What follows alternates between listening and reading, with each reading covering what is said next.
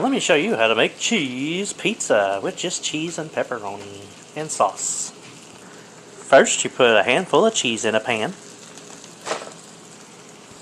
Then you want to take some marinara, sprinkle that marinara around it, just like that. You sprinkle you some marinara, spread it around, and get some pizza sauce on there. Then once you have it spread it all on, then you take some pepperoni, I use the big pepperoni, and put it on top. Then you add more cheese on top. More cheese on top. And you cover that up, just like that. Then, when it's almost melted, you want to stick your spatula underneath and give it a flip. Just like that.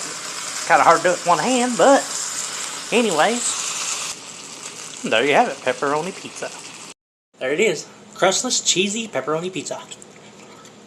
Oh yeah.